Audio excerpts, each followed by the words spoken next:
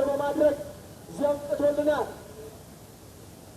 ኪንግ ኢዝ ሂር ቨርሰስ ጆኒ ጂጂትሱ የኢቲኤፍሲ ታይትል ቤት ዋና የሚያሸንፈው። Ladies and gentlemen, it's time for round one. Make some noise.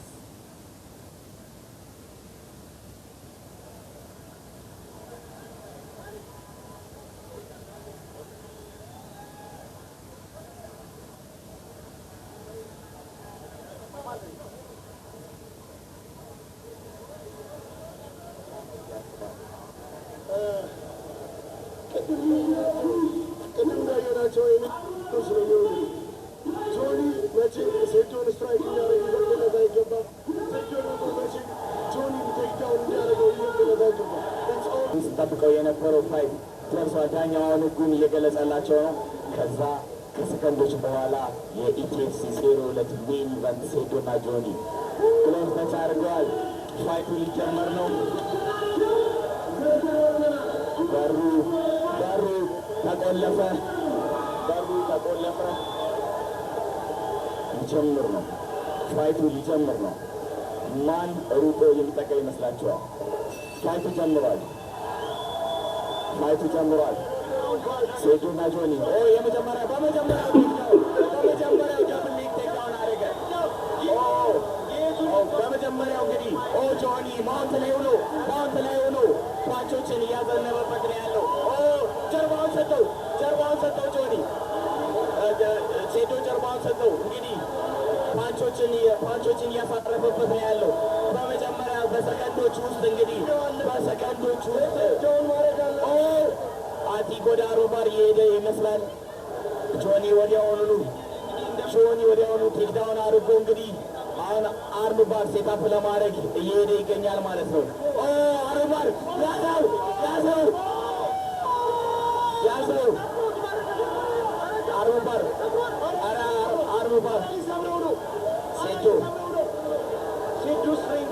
ሴዶ ስሪንግ ጠንካራ ነው። አረ ወደ አርም ባር እየሄደ ነው። ኪሞራ አረ ታፕ ለማድረግ የሚመች ሴዶ እስካሁን ድረስ ታፕ አለማድረጉ በጣም አስገራሚ ነው ማለት ነው። እንግዲህ ፉሊ ሎክድ የሆነ ኪሞራን የሞከረው ምን አይነት ሴዶ ከታች እንግዲህ ጆኒ ከላይ ሆኖ ዶሚኔት እያደረገ ነው ያለው። ይቅርታ ጋይስ በጣም ስሜት ውስጥ ገብቼ ኮመንቴት በተሳብ ማድረግ አልቻልኩም። ከላይ ሆኖ ሴዶ አሪፍ ዲፌንድ እያደረገ ነው እስካሁን ድረስ። ስትሬንግዝ አድርጓል። እንግዲህ ስትሬንግዝ በጣም አለው እጁን እስካሁን ድረስ አርምባር ሴታፕ ለማድረግ ሞክሮም አግኝቶም እድሉን ፊኒሽ ማድረግ አልቻለም ማለት ነው። ነገር ግን አሁን ያደረገው ነው ኤልቦ እያደረገው ነው። ሴዶ እንደምንም ብሎ መነሳት አለበት ከዚህ ፖዚሽን፣ እንደምንም ብሎ ወደ ጎን ዞሮ መነሳት አለበት። አሁንም ድጋሜ እጁን አታክ እያደረገው ነው። እጁን ለመስበር ነው እንግዲህ ለኪሞራ ሰሚሽን አልቋል። በመጀመሪያው ዙር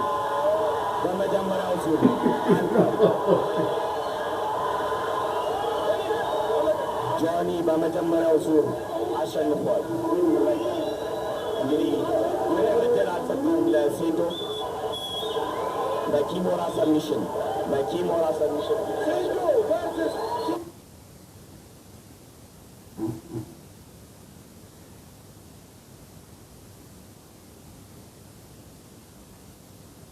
እንግዲህ ማሸነፍ ችሏል። በኪሞራ ሰሚሽን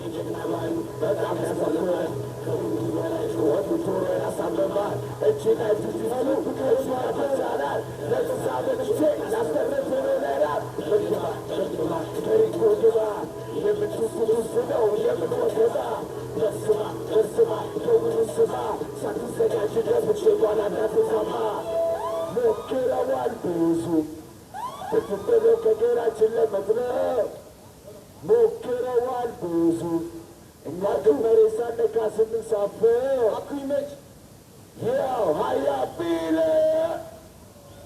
አኩይመች የታለ አንዴ ወደዚህ ታጆች ኤምኤምኤ ከልብ አድርገን እናመሰግናለን። አኩይመች ፎቶ